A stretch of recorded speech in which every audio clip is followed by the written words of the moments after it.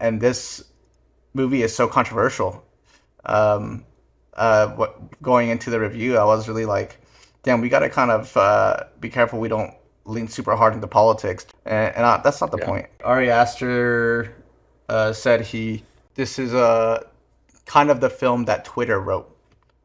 It takes place during COVID, during Yeah, quarantine. yeah. Um, Here in Florida, they reopened everything pretty quickly. And then he's like, "Who in here has had COVID before?" And it was like, "Ah!" I was like, "Whoa!" I was like, "Wait a second, yo, this is crazy. What are we doing?" I want to get into the fan mail. We have one fan mail, except for your fucking friend Cyrus. He keeps telling us to do fucking Tale of Two, whatever the fuck it's called. I'm not doing that fucking movie, okay? Real quick, everybody, before this episode starts, we just wanted to tell you guys from the bottom of our hearts that we love you guys, and we would really love it if you loved us too. That's a weird way to say that. Yeah, that is weird. That's That's weird. okay. We love you. No, but for real, if you like this podcast and you want to support us, hit the like button, hit the subscribe button, give us a rating on Spotify or Apple Podcasts or what else are we on? Amazon. Do those things for us, and we would truly, truly appreciate it. Yeah. Yeah. I think that's all. Yeah, that's all. So do that, please. Okay, bye. Thanks.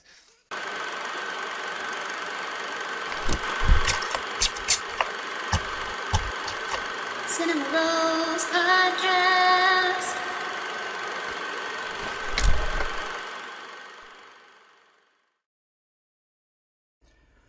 Welcome to the Cinema Rolls Podcast. Today we are reviewing and talking about Eddington. It is directed by Ari Aster, and it's also written by Ari Aster. It stars Joaquin Phoenix, DeAndre O'Connell, Emma Stone, and Pedro Pascal. And with that, take it away, Eric. okay. I don't have a whole lot to say about this movie. I enjoyed it. I was not to say that it was bad, uh, but I don't know. It's strange. It takes place during COVID, during Yeah, quarantine. yeah. Um, yeah, I mean, it's definitely an Ari Aster film. I haven't seen Beau is Afraid. Neither have I. I Um, want to watch it though. yeah, but the other two, which are like horror movies, so it's a little different, right, than those. I Yeah, think he said he wanted to make a modern Western, which definitely has that vibe to it. yeah. Um,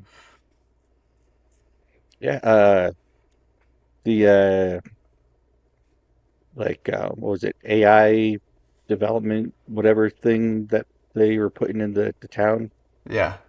Does does Ari Aster like Pokemon? Do you know?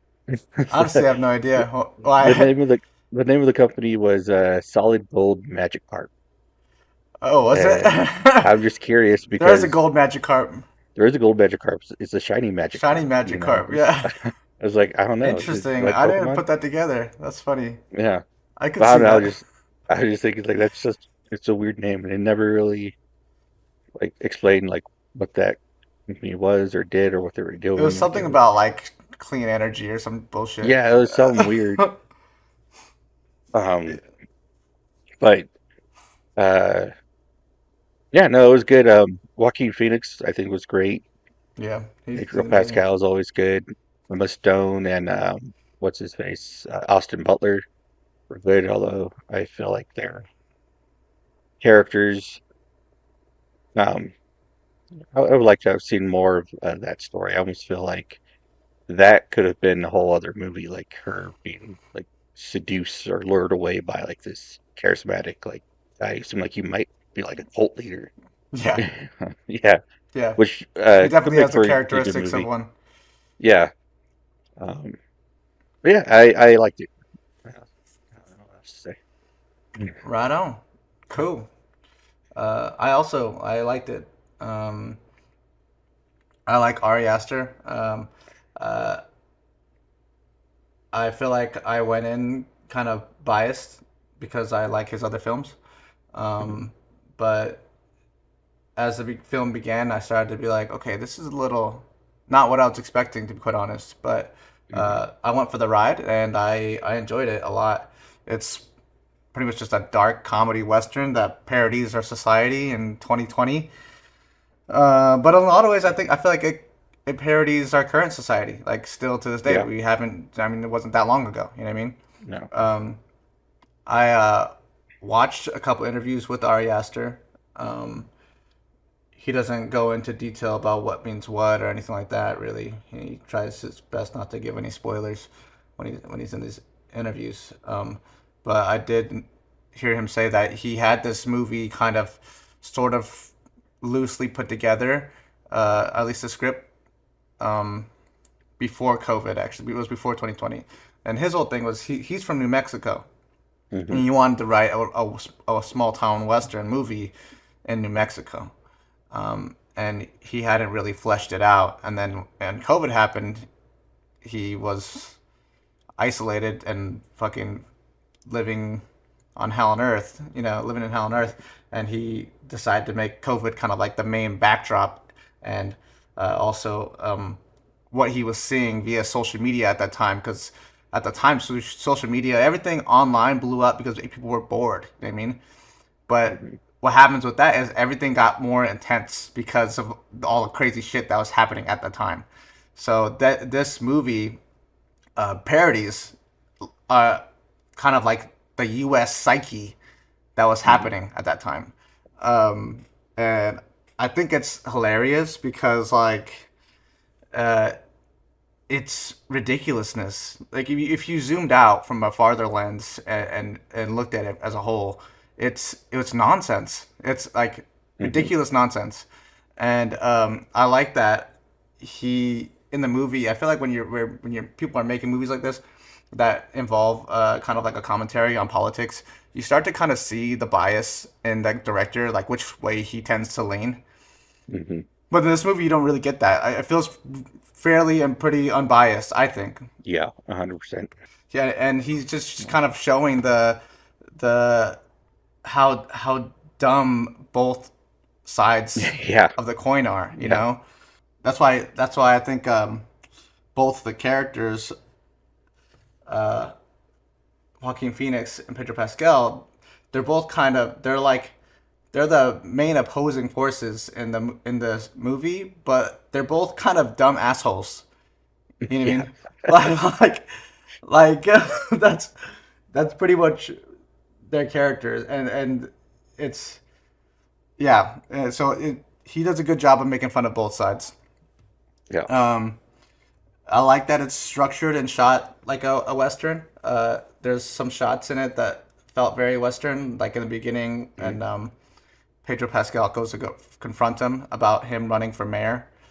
Yeah. Uh, and they're kind of standing, they're like almost like a standoff or like a face off, and the Yeah. camera kind of is it's like not really a wide shot, but it's kind of a wide shot. You can see their entire bodies and them kind of standing face to face. That felt very western. There's also I noticed a lot of Mhm. cowboy shots. That shot's called a cowboy shot because it was developed by people making westerns, and the whole idea is to see the character from the hip up, so you could see his gun on his waist, and Mhm. so you get a few shots like that in this movie too. So he did a really good job of like kind of grounding it in that western feeling. And New Yeah. Mexico is kind of a perfect setting for a new western as well. So I really like that about it too. I like how it kind of makes fun of and it shows it's how easily influenced we are, especially the youth in this movie.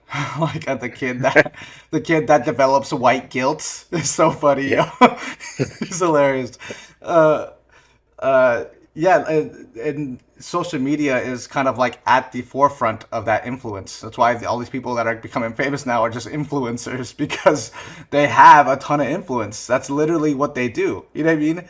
It's like, oh, I bought this new makeup because Selena Gomez bought it. I don't know any influencers. I know Selena Gomez is not an influencer, but I don't know any influencers. Okay, um, so it's it does a good job of making fun of that as well, and even stuff that is not necessarily like mainstream social media, like even just like the Austin Butler's character influences his wife, and it's she's easily influenced by him because she's in a traumatic state. She's vulnerable, and he's kind of has these like cult-like characteristics. And a lot of times, these people with cult-like characteristics, they tend to prey on people who are in that vulnerable state because they're easy targets, and they're really susceptible to being influenced by those people.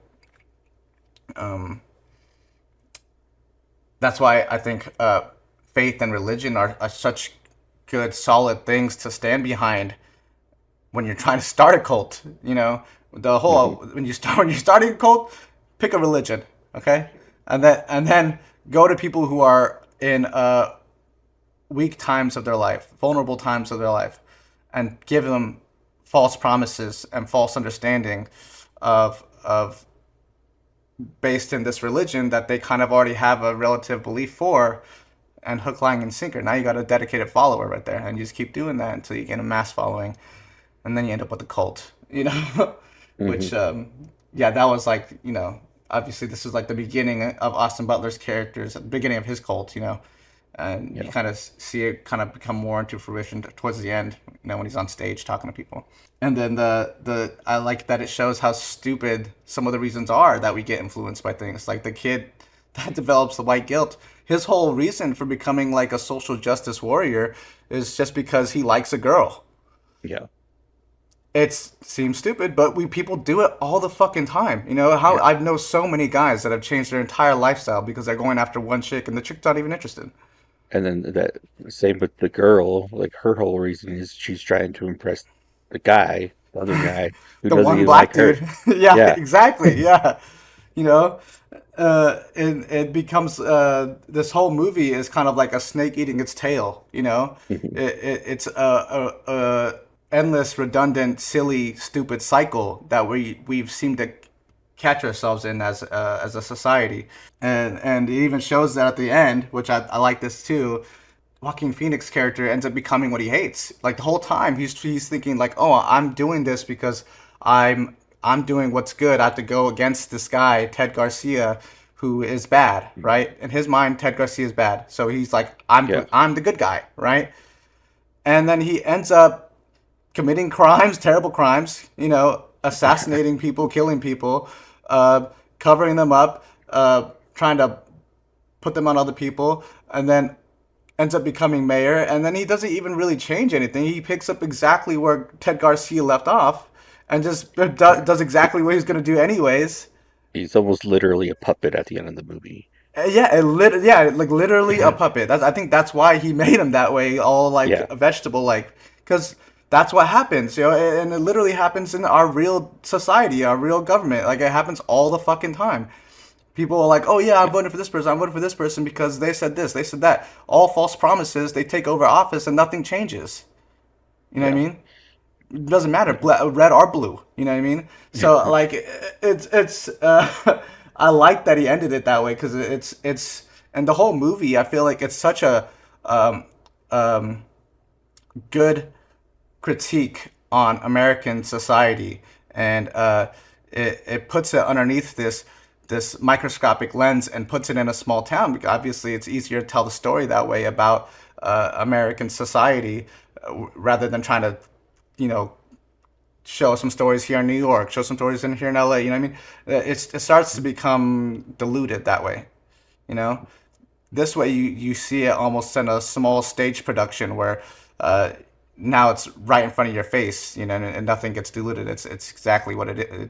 You see it for exactly what it is. Yeah. And I think he did a brilliant, brilliant job at that. Um, and the fact that he ends up becoming what he hates, and he kind of picks up where Ted Garcia left off. It just feeds more into this whole endless cycle thing that we've caught ourselves into. I love that. I loved it. I loved this movie. It was good. And honestly, I thought it was funny as fuck, and very very bold. You know, like Yes. extremely bold. I think the reason why we don't see a lot of movies about COVID because people kind of want to forget it happens. You know what I mean? Like Yeah. even I felt myself at times watching some of the things that were going down in the movie and being reminded of how our lives were at that time and how people were reacting to things at that time, and almost wanting to look away because I was like, ugh, this. You know what I mean? Like, um, and that's the point. You know, he makes you confront these things that we're trying to ignore and trying to shove under Yeah. the rug. You know what I mean?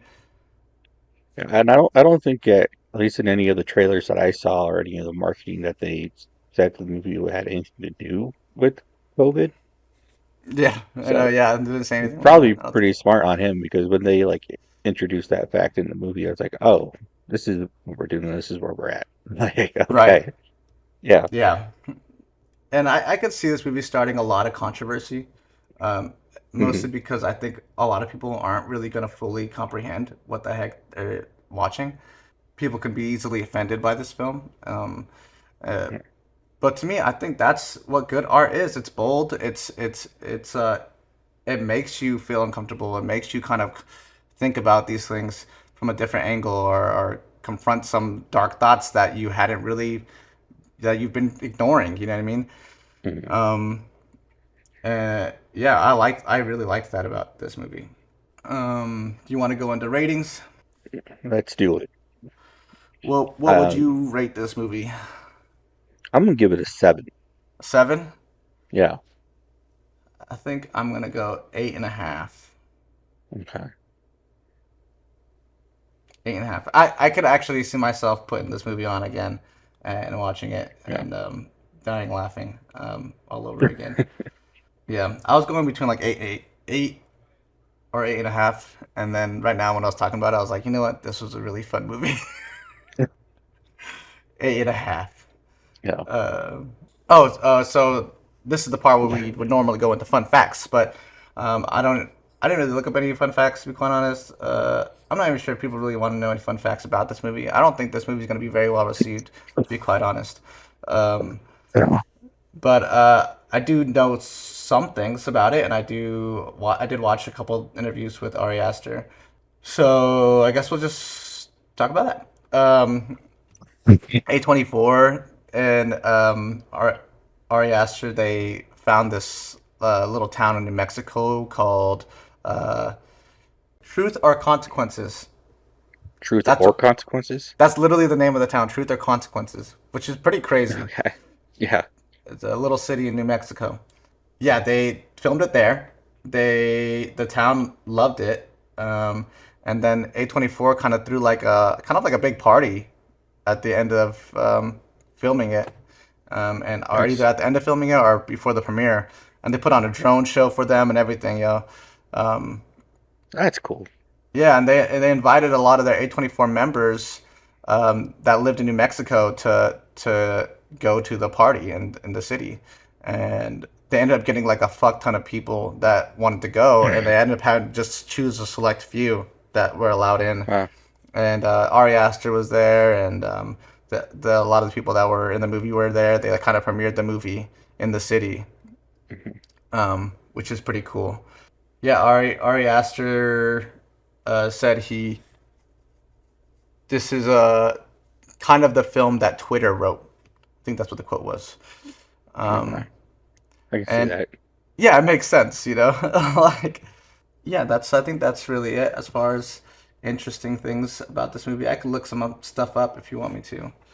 Um, Uh, um, I was watching a video on YouTube a little bit ago, and I guess the scene that you were talking about when Pedro's character is confronting Joaquin, um, I guess that day was actually really like sunny and had clear skies, and then like as soon as they went to film that scene, like this huge cloud just rolled in, and so mhm. that cloud in the movie, like it's a real cloud right there. Oh, that's Um, cool.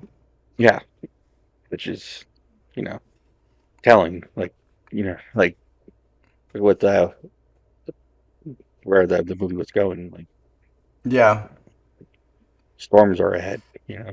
right. Some foreshadowing Um, done by nature itself. yeah, and I guess in that scene, Joaquin was saying that Joe uh, felt that like his hat was really important to him, his cowboy hat, and so he would want to have it on, like he needed to have it on in the scene, and would want to be wearing that hat. But I Mm. guess there's a lot of wind, and it was like trying to like blow it off his head, so he was like worried, like both for him and his character, that he was going to lose his hat in the scene. That's funny. Yeah, I could see that. Joaquin is such a great actor. He throws himself into his roles so much that I feel like he kind of becomes um, those characters. yeah. Do you I was really young when this documentary came out and I barely remember it, but you remember that documentary that was about Joaquin Phoenix? The one where he's like a rapper or whatever, Yeah, or what was that documentary, yo? It's I like don't a know. It fever was dream in my brain. it was weird. I don't know if I've ever actually watched it. I think I tried to once, and I couldn't get into it. Yeah, he was Is going it through a I'm crazy time in his life, I think, at that point. is it is it I'm Still Here or something like I that, think or it is is that something something like that. else? I don't know. I, I'm gonna Google that too. Joaquin Phoenix Yeah, I'm still here. Yeah, Google doesn't have much for this either, to be quite honest. for the documentary. Yeah, Didn't Casey Affleck like direct or produce that? yeah, it was Casey Affleck that directed it, I think. Directed and written by Casey. How do you write a documentary? Well, I think it's a mockumentary. Oh, I is don't that what think it it's is? real. Yeah, Oh, yeah. okay. Okay, so okay. Now it makes so much more sense now, yo. When I remember somebody, I think you were watching it or somebody was watching it when I was younger, and I was like, "What the fuck am I watching?"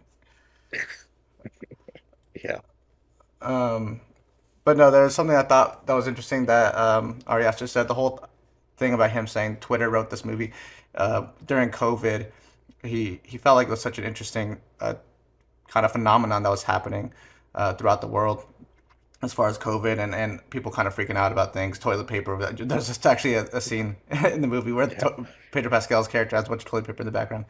But like all this shit Yeah. that was going on, right? So what he did was to not be biased when writing this script. He made different accounts on Twitter, and he made them kind of follow different things to kind of get different algorithms, and then he would Hmm. kind of save and screenshot things that he found very interesting from both sides, Okay. and he used that as kind of as a resource for this movie, which is That super makes cool. sense. Yeah, Yeah, because the characters that they're on polar sides of the issue.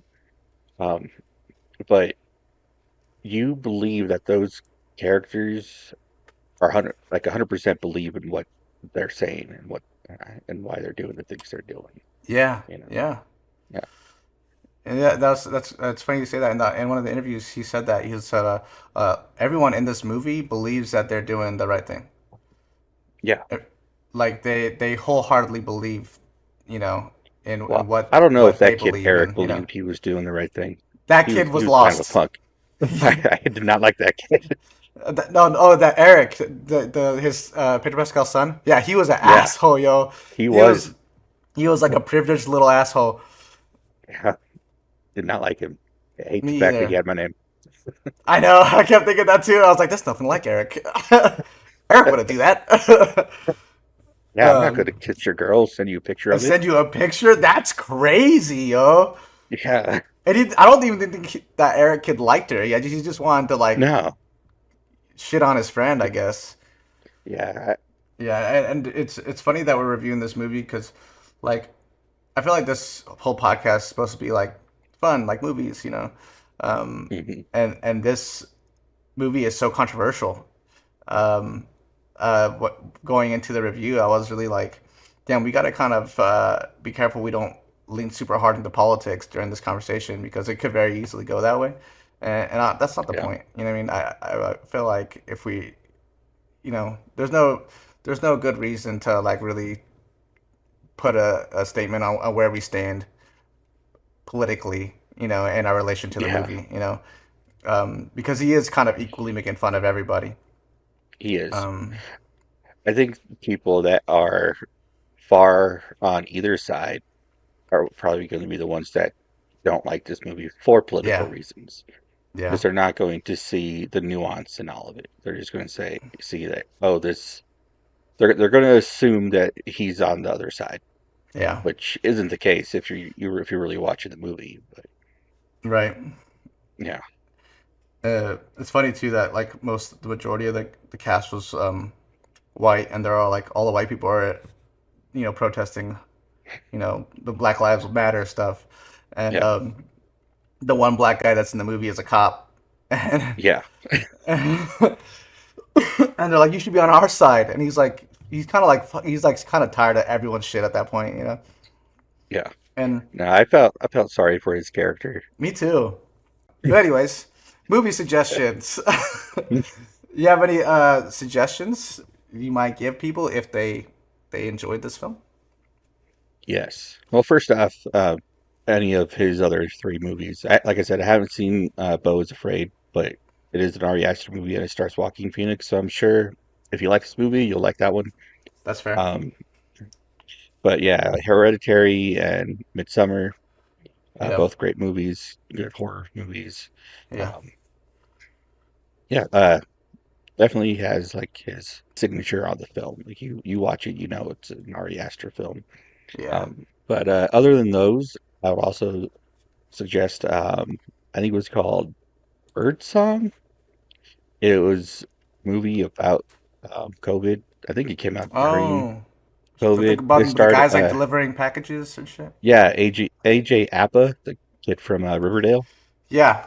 Yeah, I And remember that I one. think That's pretty cool. it was supposed to take place in the future where like COVID had mutated and became even stronger and I think And people his were like character isolated, was isolated. yeah, like his character, I think, was immune, so that's why he was able to be out and Yeah. deliver packages to everyone. Yeah. Um, honestly, the movie was okay. But, Yeah. it's about COVID, so, you know, Speaking of immunity, I'm pretty interesting. positive I'm immune to COVID, Eric. Natalie's Okay. Natalie's had it twice. Still hasn't gotten me, yo. Never had I've it. had it once that I know of. No, I think I got it like before people realized what it was. Um, and what's crazy, what my crazy stupid ass, what happened was, like I got really sick, and I was like, I need to sweat it out, and so I went for a run, and Yeah. I went for a run in Florida heat. I think it was like Did you almost pass out? summer. I almost did. I ended up like I ended up like sitting next to a tree.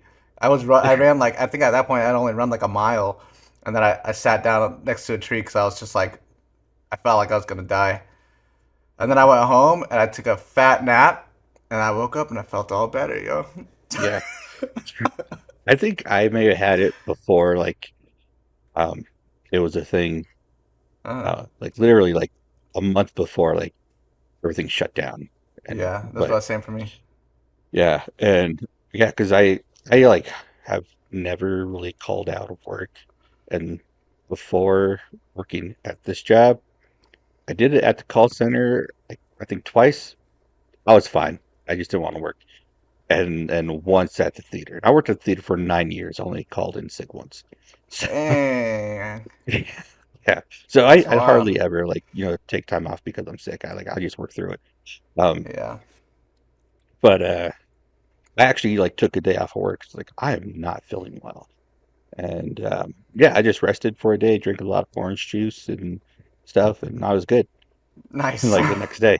So I don't Hey, know if that was COVID. It could have been, yeah. but then I actually got COVID over Christmas that one year. Oh yeah. Yeah.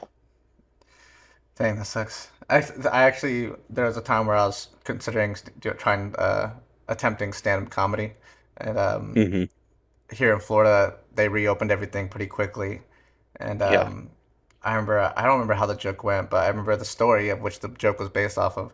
I went to a club because it was like, it was open and my friends wanted to go. And it's funny because you have to wear the mask to get into the club, but we're going into a club, you know what I mean? Like, it's crazy. Um, and you know how the DJ will sometimes talk over the music. How's everybody doing Yeah, tonight? You know that bullshit. yeah. He's like, so how's everybody doing tonight? Everybody's like, right. He's like, where are my Latinos at or whatever, right? Right. And then he's like, who in here has had COVID before? And it was like, I was like, whoa! I was like, wait a second, yo, this is crazy. What are we doing? You um, guys in Florida did not care. no, we really did not down here. She's insane, but it is what it is. I'm Yeah, I'm still alive. yep. um,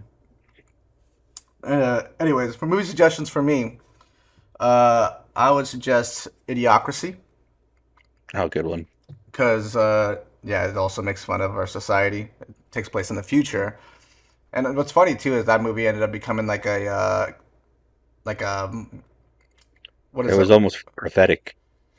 Yeah, it was almost prophetic, but also two politicians ended up using the referencing idiocracy like often. It Yeah, almost became like a what's the word? The term for a word that's used like a hot word, a key word.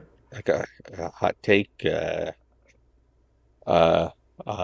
I want to say hot hot, key, but that's like a keyboard thing. hot key, hot button. Yeah, Um, or a bingo word or something. You know, something that would yeah, like kind of like I don't know, spark some kind of emotion amongst your audience. You know. yeah.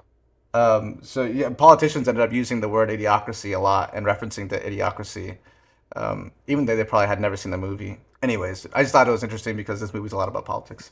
Um, and then Nope is another thing I would suggest. I don't is Nope A24? I don't know. It might be. I just know it's Jordan Peele. Jordan Peele directed it. I want to say it's A24, but I don't remember. Well, it doesn't say A24 everywhere like most A24 movies, so I don't think it is. So probably not. Um, Um, So that's another movie I would suggest just because it's also kind of based in like a Western structure, yeah. but it's not really a Western, you know? It's like a sci-fi Western, which is pretty cool. Um, and then No Country for Old Men, the Coen brothers. It's another kind of like modern Western. Modern Western. Haven't seen it. I You need know, to. you know what sucks is I've seen the first half of that movie probably like 5 times. And it's not because it's not like I'm incapable of finishing it. It's like every time I watch it, it's always like it just happens to be on, and I wasn't planning on watching a movie at that time. Yeah. But it's such a good movie. I end up getting caught up in it, and I'm like, okay, I gotta go to this thing I was gonna go to. You know, like I watch it at a hotel, or I watch it like on the boat or the house. You know, and then I Mm. gotta go somewhere. So I've like never finished it, but I want to. And then here's some movies I thought were interesting to talk about or just put out there for people to reference and see because these are movies that Ari Aster said were influences slash suggested movies that he would give to people that liked his film. And the first one being Fat City. It's a movie I believe that was made at like the late 70s or in the 80s. Let me just make sure. Oh, early 70s, 1972. Fat City. I think that one takes place in a small town. I think that's what that one is. And then Last Picture Show is another movie he mentioned. It was also in the 70s, 1971. My Darling Clementine, it's a Western. Um, I forget what it's about, to be quite honest. It's an old Western from 1946. Oh, that is old. Yeah, it's pretty old. Um, and then JFK with Kevin Costner. Okay. I believe this one is more for like the politics side and how we kind Yeah. of handled politics at that time. Um, and then The Ballad of Narayama. This is a Japanese film. And this movie is something I've been meaning to watch as well. There's two versions of it. There's one that was made in the 50s, 1958, and there was one that was redone in 1983. And apparently both are good. Ari Aster highly suggested the one in 1983 though, because it's by a director that he likes. Those were some movies that he said were influences. He said this, The Ballad of Narayama also too was an influence for Midsummer. The cliff scene where the lady commits suicide. Oh, Yeah. it's a good scene. Yeah, crazy scene. And another interesting fact, when he was writing that movie, he said that was one of the first scenes or sequences he had written out was that. So next I think is what we've been watching, right? Yeah. But before we get into that, I want to get into the fan mail and about last episode. Okay. So this is going to be a fun section. I feel like most of this episode maybe hasn't been super fun, but fan mail from a fellow friend of ours. So he wrote it in letter format, so I will be reading this aloud. And Eric, have you looked at it at all yet? No, but we did have a conversation about the movie and our review. So Okay. So he says, "Hey Josh and Eric, I've been enjoying your guys' videos. You guys are doing a great job, and keep grinding." Thanks, Thompson. And he said, "That being said, I have some questions and comments about your video review of Superman. My main question is for Josh about your review. I'm curious as to what you're comparing Superman to, what guidelines, ideas, etc. When reviewing something, there's a natural comparison to something else which creates the review, and I can't tell what you're comparing Superman to in order to give the review score that you did." He said, "I think that's my only question, to be honest." He actually wrote another thing, but I'll reply to this one first. So I'm honestly not comparing it to anything, to be quite honest. When I'm giving my reviews, it's more of my experience with film and my personal experience and my personal taste in movies that I like. And yeah, I'm not comparing it to anything. I'm comparing it to my movie film zeitgeist in my brain. yeah, That's it.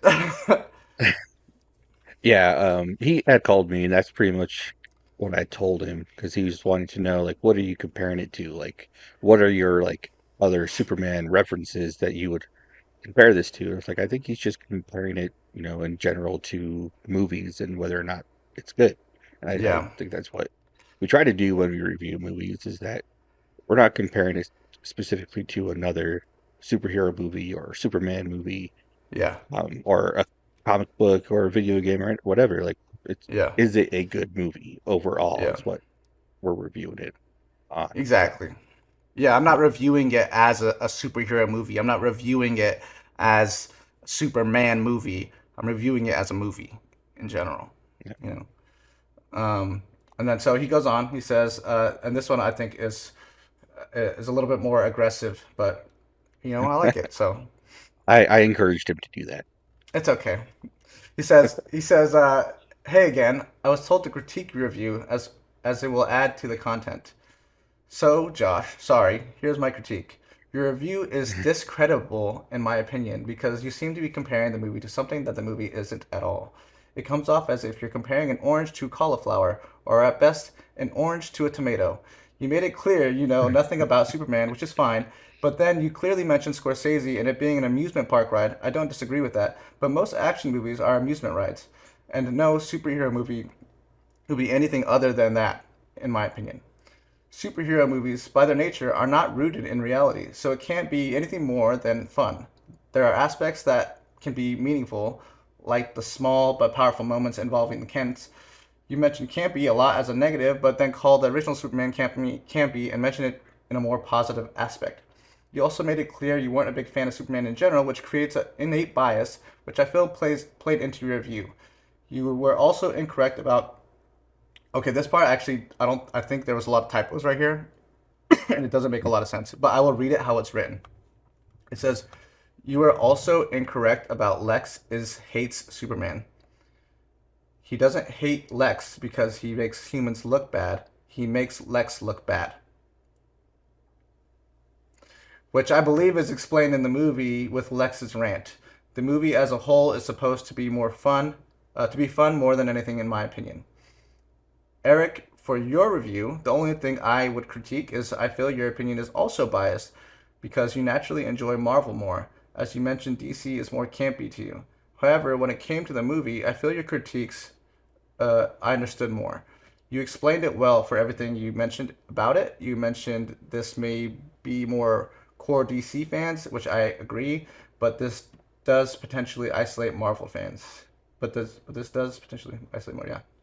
Anyway, hit me up if you want to talk about this. I can be your go-to DC guy for future references if you'll have me. Toodles. Sorry for the long rant, but Eric told me to do it. Um. So, uh, you want? I guess I should probably reply to this first, being that it's mainly directed to me. Yeah, how horrible your review was and bias. So, so here's the thing, buddy. No, just kidding. Art is subjective, man. So, like, I don't have any credibilities under my name.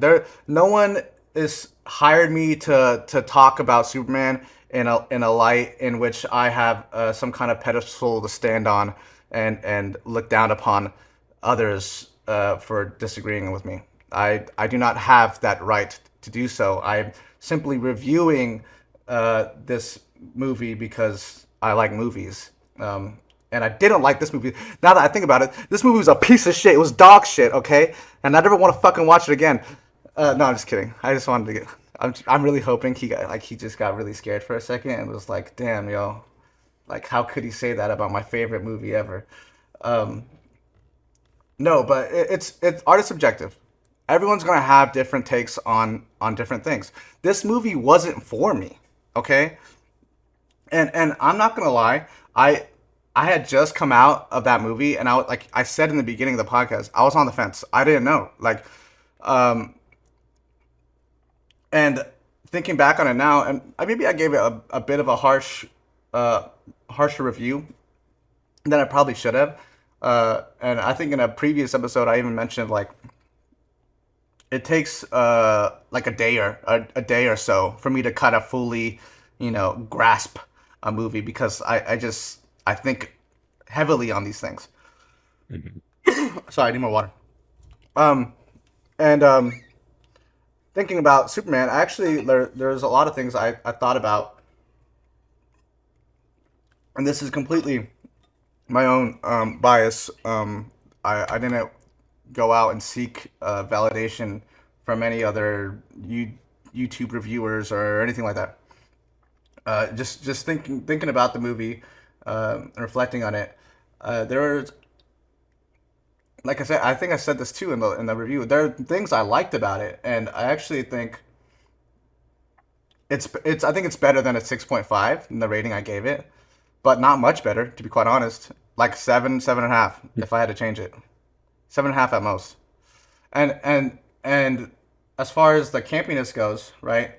When I'm talking about something being campy, it's something I feel like I've already seen before. That's been overdone. That's corny. It's like when you tell a kid a joke, and the kid sees that the joke gives a reaction from adults, and then he starts saying the joke over and over again, and then the joke becomes not funny anymore. That's what that is to me.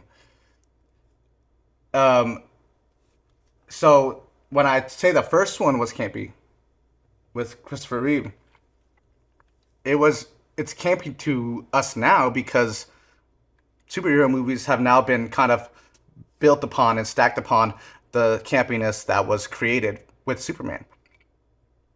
And so at the time, it was original. It wasn't campy. I mean, it probably was still kind of corny, but that's the only thing they really knew how to, as far as translate from comic to film. That's the best way that they could figure it out. You know. So I think its campiness is more justified than this campiness. But I also mentioned in the review too that Superman's a campy character, and I've never really liked Superman for being campy, to be quite honest. And perhaps its campiness is justified because the character the movie's about is a campy character. Um, and yeah, I think another thing too is because you aren't the only person that reached out to me. There's more people that reached out to me that didn't like my review. Which, by the way, if you don't like my review, write it in the comments, yo. It helps That's with what the I have to say. algorithm. It helps with the algorithm, and I will respond to you. Except for your fucking friend Cyrus, he keeps telling us to do fucking Tale of Two, whatever the fuck it's called. I'm not doing that fucking movie, okay? Stop writing all over our fucking videos, because it's fucking annoying. At this point, you're a fucking troll, okay? Like, it's annoying. Nobody's replying to you because it's annoying. It's not funny anymore. If it was funny at some point, it's not anymore. You're the kid that's done the joke too many times. You know what I mean? You're now campy. Yeah, Cyrus. Cyrus, I know you want a shout out. You hear your name in the podcast. Thank you for your support. I know you listen to every episode. We appreciate it. We're Sorry, not doing Cyrus. Garfield. We're not going to do it. Sorry, Cyrus. Stop commenting it. Comment a good movie. Some we would do. Yo, honestly, if you comment anything other than what you've been commenting on every fucking video, I will talk to you, dude. Like if you actually respond to what the content is about, I will talk to you, bro. Like I have no problem with you, no quarrels whatsoever. But at this point, like it's whoever does show up and wants to be a new follower of this podcast is gonna go on every video and see your fucking comment, dude. That's crazy. It's crazy. But yeah, sorry about that. Yeah, Thompson actually reached out to me too on Instagram, and he sent me a video about Superman to learn more about him, and it was cool information. Yeah. I'm not like I said in the review, I'm not super familiar with the source material. So if anything, it proves your statement, Eric, about isolating DC fans and kids, because that's what the movie's for. I'm not a DC fan, nor am I a kid. The movie wasn't for me. Our cousin Mayo actually reached out to me too, and he was saying it was a good movie. It was probably, I think he said it was the best Superman movie he ever seen. And I was like, that's cool, man. I don't knock anyone's opinion. Like, if you like it, you like it. You know what I mean? This isn't my kind of movie. Like, for me, when I like a movie, I walk out of the theater feeling inspired, feeling like I've seen something I just never seen before, and now my life and my view on life has changed because of it. This movie, Eddington, I walked out of that movie theater inspired. I'm not gonna lie. That I've been actually working on a script for forever now, and I, for the longest, have not known how to open it. For the longest, I could not figure out a way to open it. I watched this movie. I figured it out, bruh. That's, to me. I enjoy picking things apart, right? So if your movie, to me, it has like a lot of symbolism.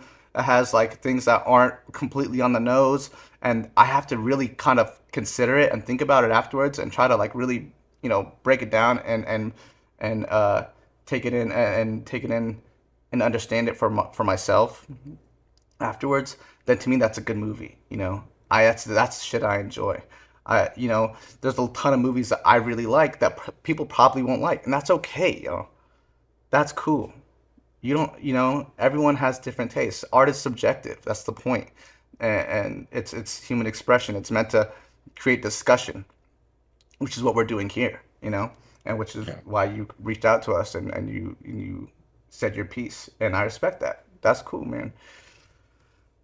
But, yeah, I thought about Superman a lot, and there were a lot of things I liked about it, and I really love James Gunn. There hasn't been a James Gunn movie that I didn't like. And when in the last review, I didn't say I didn't like it. Like, the social media, I think, polarizes things oftentimes, right? It kind of pisses me off. A lot of times when you go on social media, you'll see people that are like, oh, it was the worst fucking movie ever. Dog shit, awful, right? And then you'll see people that are like, oh, it's the best movie ever. So great. Best thing DC's ever done ever. And the reason why you see these polarizing things is because people feel like they have to choose a side. It's not black and white. Okay, a movie can be okay. A movie can be just a little bit more than okay. A movie can be, not that great, but it wasn't terrible. A movie can be those things. It doesn't have to be amazing. It doesn't have to be shit. You know what I mean? And for me, Superman, it leaned a little bit more towards amazing. It maybe fell in between okay and amazing, but it wasn't amazing for me. Sorry. And if you want to know why I think it wasn't amazing, to me, I feel like it lacked emotional depth. Like, it's surface level shit.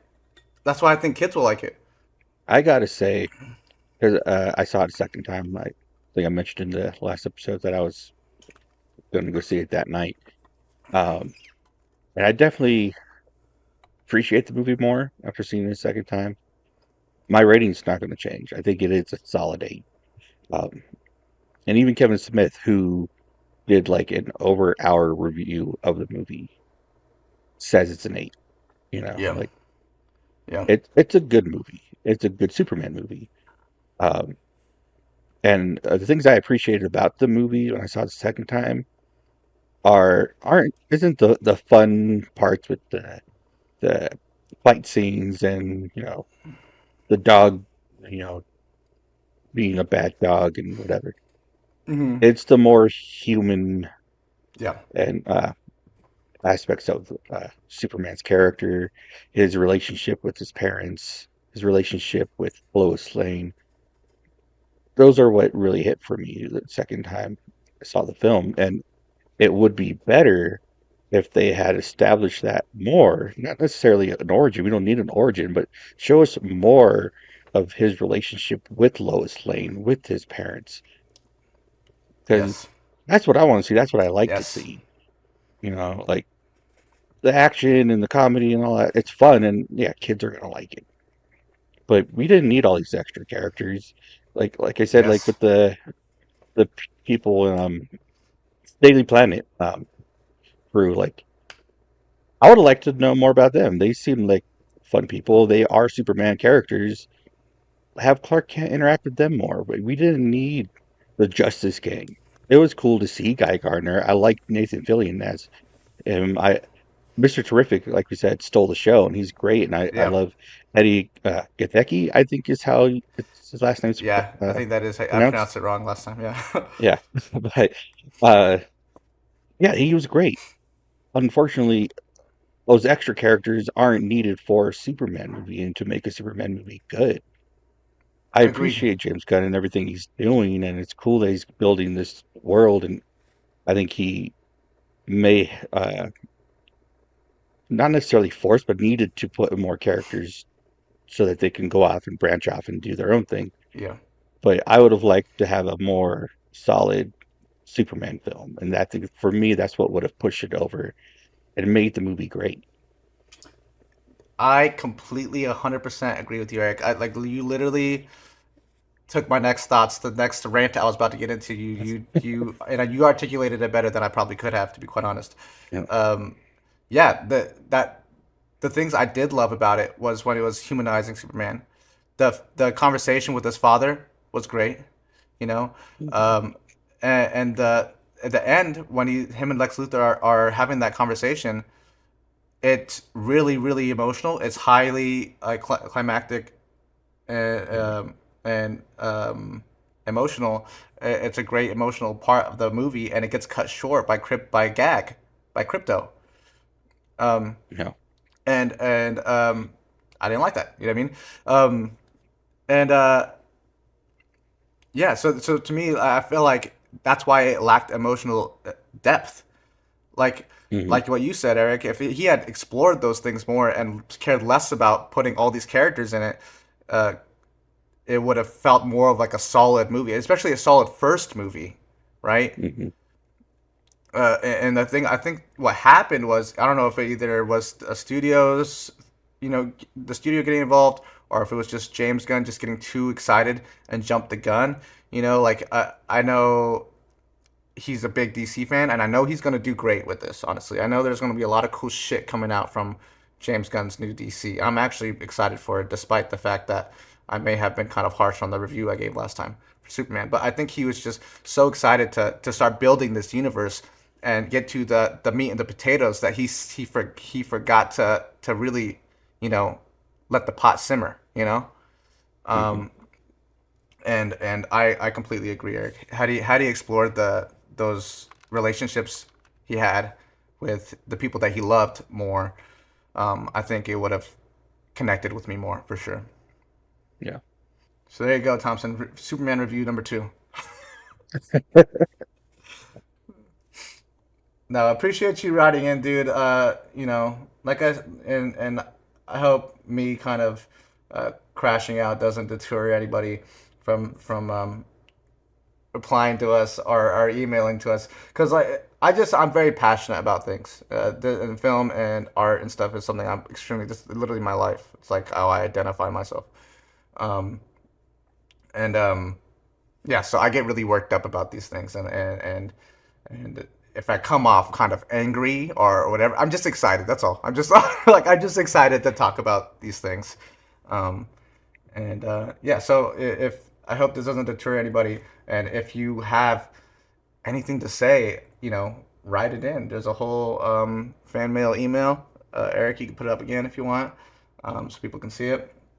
Um, Honestly, I would really like it if people did video, like videoed in, because then we could Yeah, put you on the same. screen, and all that. And I would have loved to see your lovely face, Thompson. Yeah, I definitely would prefer video. I understand if people are shy, don't want to put themselves on camera. Yeah, that's I fair. get it. Like it wasn't exactly easy for me to start doing something like this either. But when it comes down to it, who cares? Yeah, you know, You and know? it's not like we even have a massive following. Like, there's, you know what I mean? Like, No, probably 12 people are gonna see you. You know, like no. we are doing pretty good though. I will say our numbers are slowly going up on all platforms. So thank you, everybody. Appreciate it. Awesome. Thank you. Um, yeah. And Cyrus, even though you know your comment makes me angry every time, it does help the algorithm. So thank you, appreciate it. Yeah, yeah, I constantly get comments from people in person or through social media and say, "Oh, I liked your video. Oh, Yeah, I like this," or "I like this movie. You should talk about this movie," whatever. I appreciate the comments. I appreciate you approaching yeah, me. I enjoy the conversations. However, put it in the comments. You yeah. know, send us an Please, email if you have a lot to say, because it'll help please. us, and then it'll give you more content to watch. You Yeah, know, so it's who like, knows? You know, you might get in an argument with some random person in the comment section. That's always fun. yeah, that'll be fun for us too. Yeah, it would. It would. We could read the comments on here. It'll be fun. I'll tell you what though. Let me drink some water after ranting that much. I'm thirsty. And then let's move into the next section. What is the next Right. section? Um, What we've been is it watching? final thoughts or what we've been watching? No, Um, because we haven't done that. you want to go first? You been watching anything? I honestly haven't been watching much of anything. There's things I want to start or continue, but I haven't really done so yet. Um, oh, I did start uh, the new Dexter Resurrection. That's good so far. Did you watch the Uh, Dexter whatever one before that one? the prequel, I forget what it's called. But The yes, I prequel. did. Yeah. So there was a sequel which only had one season. Yeah, but they're Um, like in a cold climate or something, or Alaska or some yeah, shit, when right? he's in like Alaska or whatever. Honestly, that one wasn't bad. I enjoyed it. It was cool to have him back. They brought back Batista at the end, and I was Interesting. so excited to have them like see each other after all this time, and they never see each other. It's like, come on. Uh, Mm, but uh, they do meet in this new season. So they did the new season in Alaska that just had the one season. I forget what that was called too. Um, and then they did the prequel season with a new young guy, a different guy playing Harry, which is Christian Slater, which I don't dislike Christian Slater, but I think it's the writing in that show I didn't care for because the mm. character kind of seemed dumb. Like in Dexter, Harry was really smart, Yeah. you know, and he taught Dexter everything he knows. Interesting. And in the news in the prequel series, he made some decisions that I was like, that doesn't seem like Harry. I don't think Harry would say or do that. I don't know. That's just Yeah. me. The prequel wasn't terrible, but I didn't love it. But the new one, it's only 3 episodes in, so now it's after the Alaska one, where he had died at the end, but apparently he survived. Uh, and now he's in New York, and he found a serial killer who was going by the name the Dark Passenger. So he didn't like that because that's his name. That's what he calls his His dark his side, right? yeah. His So he's murderous like, he side. took my name, and so he How goes dare after he? him. But the Dark Passenger has been invited by someone to go to like serial killer like meeting convention thing. So a group of serial killers is going to be meeting, and I think Dexter is going to take that guy's place and go. So, Interesting. Yeah, this new yeah, season looks mad interesting, and like all the yeah. people that are in it, I'm like, oh my god, and with there, man, Oh yeah, fucking they got a great cast for this one. yo, it looks insane. I'm like, damn, do I have to watch all the other bullshit to watch this new one, or can I just watch the one? Mm, Cause, no, cause you don't have to. I'll tell the you what other happens. shows look kind of like ass. I'm not gonna I'll tell you what happens. So the lie. first Okay. sequel series, Dexter's in Alaska, his son finds him. His son may have the same tendencies, so he teaches him. Oh man, And I don't yeah, think that's a good and idea. then at the end of this show, like his son isn't as like evil or bad as Dexter is, and Dexter actually has his son shoot him. So his son shoots Dexter, and that's why Dexter's dead at the end of that one. But at the beginning of the prequel series, yeah, it's actually the end of the last one, and Dexter wakes up in the back of a car. Someone's taking him to the hospital, Uh, and he's like slips into a coma and dreams about his past, and that's how that series starts. Um, and so he was taken to the hospital in a coma, and that's where this one starts off. He wakes up. okay. There you All go. right. You don't need to watch the other ones now. Okay. Yeah, because actually we had went on a trip to Tampa to go see the Ghost concert, and I had movies on the whole Mm, time in the hotel. And at one point, nice. it was I think it was Showtime actually, but Showtime on the Hmm. whole time. And that season where Dexter's in Alaska, the first episode came up. I was like, I haven't watched this yet, and I was watching it, and I was like, I don't like it. Just off the first episode alone, I was like, this seems like ass, yo. Um, so yeah, so I didn't really feel like watching that. So I'm glad now I could start the school Yeah. show. Yeah, I mean, you could go back and watch it. The sequel series, the first one, which is only one season, because this one has a new title, so it's a new series. I would say that's better than the prequel. Yeah. Uh, I'm sorry if I spoiled this for anyone, but yeah, Yeah, we should definitely put up a spoiler warning yeah. before I mean, there are two before this seasons that part. happened, a while ago now, but Yeah, whatever. fair enough. I didn't Yeah, but I I think didn't this say new much. season coming out is gonna get more people to watch the show again. Yeah. Also, if you've seen Dexter, you've pretty much seen or know like main points of the prequel series. They just elaborate more on it. So Yeah, that's fair. Yeah. You watched anything else? no. Nice. Um, I watched The Nice Guys in the hotel room too. It's a funny fucking movie with Ryan That's Gosling and Russell Gosling Crowe. and Russell Crowe. I've never Yeah, seen it. It looked really? good. Oh my god, I really like that movie. Actually, I had watched it prior to rewatching it at the hotel, but Hmm. it's a really funny movie. It's really good. There's a lot of boobies in it for some reason. I kind of forgot there's a lot of boobies in it. Um, but in my favorite sequences when they like kind of go to this Hollywood party. It's a good like California Dreaming movie too. You know what I mean? Like Okay. I Nice. think the best movies that kind of do that is obviously at number one, Once Upon a Time in Hollywood by Quentin Tarantino, no Hmm. doubt. You know what I mean? And then La La Land is another one, and then I think this one is like probably third on my list for like good California Dreaming movies. Uh, No. the Comedy Store's in it. like old Comedy Store Nice. 70s. Yeah, it's cool. Um, um, so I watched that at the hotel.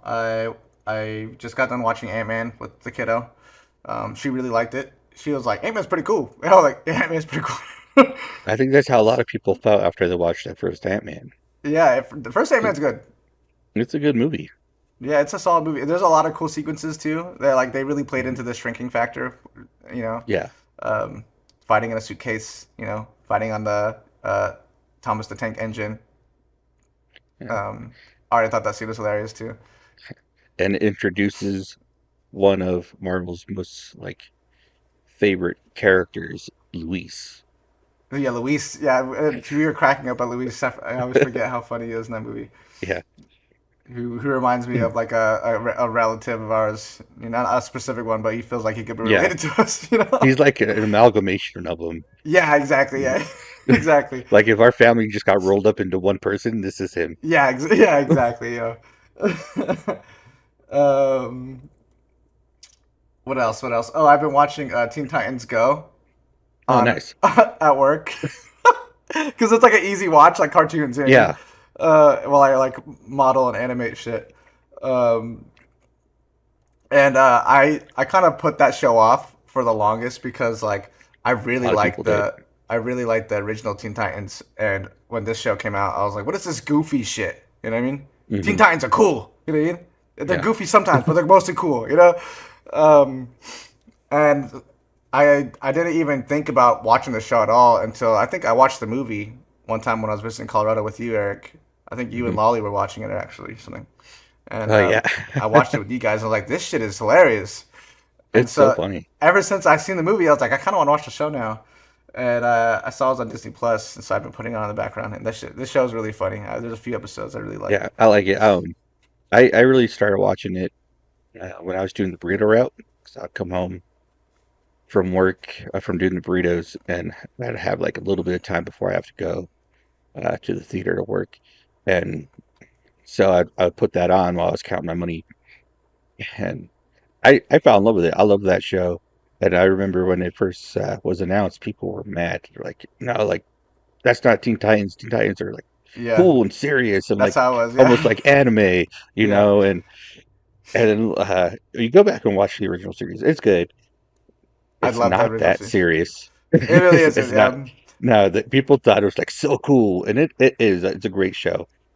the But the uh, arc where Raven's father is like getting coming like out to get her. That arc is yeah, probably the most serious arc, but and there are yeah, some serious things in it, like that one episode where Robin gets tricked by uh Slade. Slade. I forgot his. I was going to call him Deathstroke, but Slade. Yeah, they couldn't have a character called Deathstroke in a kids show, so they called him Slade. Yeah, Slade like does some like crazy brainwashing shit on him, so like he thinks Slade is like constantly out to get him. The whole episode, he's like fighting some mental Oh health yeah, bullshit, you know. That one, and then the one where Beast Boy pretty much becomes a werewolf. Yo, there's so many good episodes in Teen Titans. So there are some serious stuff, but it is pretty silly. yeah, it is. It is. And when I started watching Teen Titans Go, in my mind, I think it's not really the same because at some point they actually crossed over with that other version.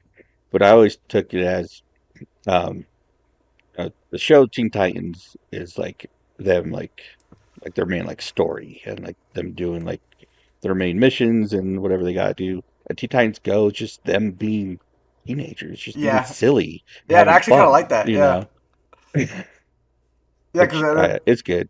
there's moments you see with those characters that you don't wouldn't normally see in the main Teen Titans show. Like Yeah, the first episode, Raven is watching Pretty Pegasus, which is pretty much My Little Pony, yeah. and I love that. I love that for her, yo.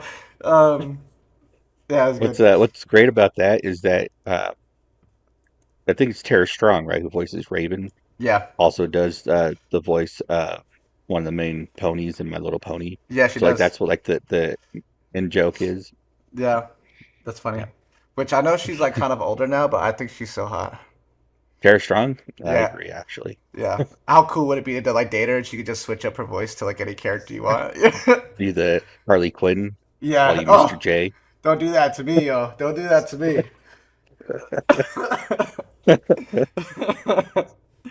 um, what else have I been watching? I watched the first episode of The Bear, the new season of The Bear. Okay. Love that show. Masterclass on editing. So at times super super emotional. I didn't finish the what season are they on for? I didn't finish the third season for the longest because I put off the last episode because every episode was making me fucking cry. So I was like, you know what? I'm gonna fucking, I was like, I'm gonna watch this when I'm emotionally ready for it. Okay. And it actually wasn't that bad. The last episode, it wasn't that emotionally that bad. I still need to watch that show. What's his face is in it? That's going to be in Fantastic Four, right? Playing the Thing. Yeah, no, yeah, I love. My Yeah, favorite episode in The Bear. It's about him. nice, Yeah, he's good. He's a good actor. I'm excited to see him as a thing. Um, awesome. I can't think of anything else I've been watching. I know there's other things I watched, but I can't remember, to be quite honest. So, want to go into what we're looking forward to? Do you see the trailers in Eddington? Was there anything that popped out at you? I did see the trailers, and there was, but now I'm not remembering them. Let me Yo, pull up my AMC app. Sometimes they'll tell me what trailers were before a movie. okay, that's pretty cool. Um, Yeah. I'm trying to remember the name of it. Uh, Andrew Garfield's in it though. You know which one I'm talking about? I'll Um, look it up. Here's a list of the trailers. Caught Stealing, which we've talked about before, but I'm looking forward to that. Roofman, Roof the Man. Channing Tatum movie, based on a true story. Guy living in Toys R Us. Oh yeah, I want to see that one. Yeah, that one looks good. Begonia, the Emma Stone and Kristen Dunst's husband. I forget his name. Um, it's like a thriller. They kidnap Emma Stone because they're like weird conspiracy theorists. It looks Huh? weird. I don't remember seeing that one. There's the One Battle After Another, which we Yes. talked about that too. That looks good. Can't wait. The Smashing Machine. They had a Oh, Red that Band trailer in front of it. yo, that oh my god, I can't wait for that fucking movie, yo. It Benny looks so good. Safdie. Oh yeah, and The Uh, Rock looks like he's about to get a fucking Oscar because that shit looks so good. which is crazy.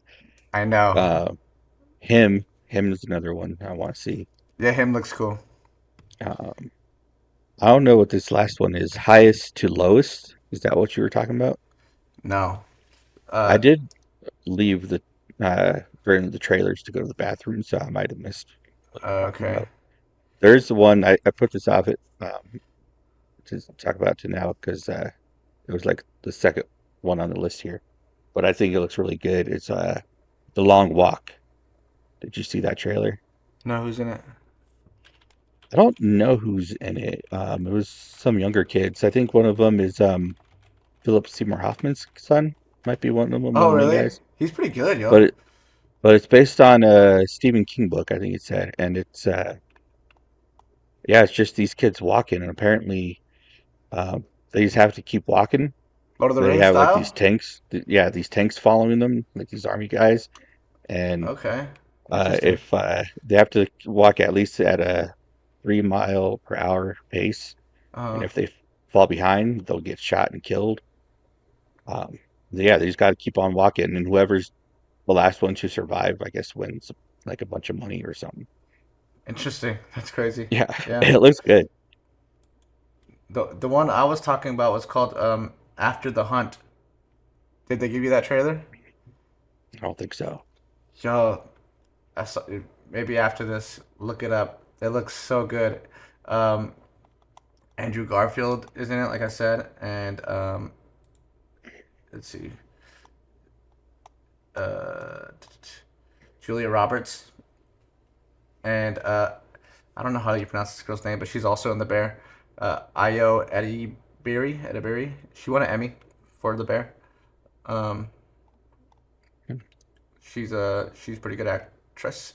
And then there's another lady from The Bear who's like the super awesome chef in that show who the main character is a protege of.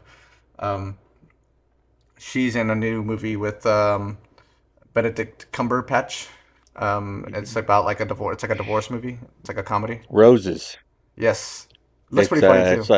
It does look funny. I think it's a remake of War of the Roses, I think it's called. I might be wrong, but I think that's what Huh. it is. But yeah, it Yeah, looks good. it looks good. Yeah, but that chick's in the bear too. That lady's in the bear. Yeah, Which is cool. Like it's cool to see all these people in the bear like killing it. Uh, it's awesome. so yeah, I'm really looking forward to this movie, and it seems like it has a lot to do with like cancel culture and like he said, she said type of stuff. Okay, Um, nice. yeah, and yeah, it looks good. Um, but all right, I think we want to move into final thoughts Final thoughts. for Yeah, Eddington. Eddington. Yeah. Really, the only other thing I want to say is that the movie's centered around COVID and that whole thing, but the sheriff makes a point to say that COVID isn't there in their town. It's so small and isolated from the rest of the world. Like no one there has COVID. Mm-hmm. They have nothing to worry about. But Yeah, everyone's like in masks and stuff. But yeah, then I don't know when he gets it, but at some point he does get COVID, right? Or at least yeah. it's He does. implied that he does. Yeah, I assume he gets it from the homeless man, yeah. I think he but I don't does. know because at the point where he does like contract it, at that point, other people have been coming into town because of the protests and stuff, and so um, just he could have got it from anywhere, but my assumption is he got it from the homeless man, and um, the homeless man is the first person he kills, and then as the story progresses from there, he just gets worse and more sick as the more crimes and sins he commits, Yeah, the sicker he gets, yeah. which I thought was cool. That is cool. Yeah, I didn't really put that together, but yeah, that makes a lot of sense. It kind of seems like that's when the the he gets kind of toppled over the edge, and it's all Yeah, downhill from there. Um, which he literally does in the movie. yeah, yeah. um, Another thing I like about this movie, there's a shot when he first goes to confront um, Ted Garcia, and I think it's in one of the previous two, but it has Ted Garcia on one side of the glass in the bar, and then Oh Joaquin yeah, Phoenix is on the other, um, and the camera's right in between where you can see the wall, and it's a good just visual representation of these two people being on opposing sides. Um, that's cool. Another thing is, I forgot to mention this earlier, but Ari Aster was talking about how in the scene where he goes to go for the noise complaint, and he goes to hmm try to like turn down the music or whatever. Um, he had originally written like a bunch of dialogue of them talking to each other or whatever, right? Um, and then later on, he decided like, you know what, this is like a moment of action and behavior, and so he just that's why he slaps him, and there's like no yeah, words said in between. You know what I yeah, mean? Which I thought was so crazy. I was like, is he not gonna pop off the rails right now? Like, yeah, um, which obviously he does later on, but in the weirdest way possible, he just kills some random person, and then he goes and kills them. Like yeah, um, but yeah, it's. I think it's funny too that like where he's constantly kind of being like, "Wait, I don't need a mask. You don't need a mask. Or we don't have COVID. It's not here, right?" And then he gets COVID, um, yeah, because yeah, it's ironic, and yeah. Um, I was going to say that that scene that you mentioned with them on the either side of the glass, I think it's funny because when they are on, opposite ends of um, the political views of COVID and what they should do, but also um, Pedro Pascal's character, like he he's says you need to wear your mask and you need to quarantine, whatever. But because he's mayor and he needs to have these conversations with these people, he's considered essential. So that's why they're at the bar and why they get to go out and be with each Hmm. other. But other people, they can't, like just like Right. the hypocrisy in it. And then with Yeah. the noise complaint, like He's having a he whole goes party. there to turn down. He's having a huge party. Like, Yeah, yeah. yeah, they're all unmasked and like E- they have the guy Even out with the front like protests. scanning. But Yeah, yeah. yeah, Even with the protests and the kids gathering in the street and shit, and which happened in real life too. There's yeah, went from one side to the other where everyone's like, "Oh, we have to social distance," and all of a sudden we all need to gather together. Like it was like a flip of a coin. Like it was so quick. But like, yeah, it does shed light on the hypocrisy and how silly and ridiculous all of it was in retrospect. Um, hmm and yeah, I really enjoyed this film. I thought it was also interesting because I was in art school when COVID was happening, and I had an assignment to make a propaganda poster, and I made one that kind of I think is related or what's the word I'm looking for? I'm so tired at this relevant. point. Relevant. Thanks, brother. Jesus Christ, it's like midnight 30 over here. I'm like it's past my bedtime. Oh yeah, Um, but yeah, it's irrelevant to this movie. I'll send it to you so you can put it up on the screen. But pretty much it was from a picture I had seen on social media. I want to say it was from Twitter actually, and it was like these two guys who are obviously on different sides of the political spectrum, and one dude is like masked up. He's like this black dude is like masked up, right? And there's this white bald dude standing next to him, who's like looking at him like, and they're on a train next to each other, right? And he's not wearing a mask, and it's such I don't know why this. I don't know if it was getting put to the zeitgeist at that time, but I feel like it should have been more of a like a like an art piece. The picture I feel like so well summed up America's situation in that one picture. So I redrew the picture. I put one guy all in blue, one guy all in red, and then they each had their phones in their hands in their picture. So I put like these little like almost like word bubbles, but it's like what's on their social media algorithms, and you could see like the differences in social media algorithm. hmm And the words on it said, "You're only as healthy. You're only as healthy as the news you feed it. Your brain is only as healthy as the news you feed it." Something like that. I forget how it went, but you'll see it on the screen, so you guys will know. Yeah, it's pretty cool. And I feel like that's kind of how Ari Aster was feeling when he yeah. when he made this movie. But yeah, all right. I think that's it. I'm really tired, so All right, cool. um, yeah. For the fans, thank you guys. Appreciate it. Sorry I yelled at some of you guys today. Um, I think they might have deserved it. um, I love you guys. I appreciate all the love and support.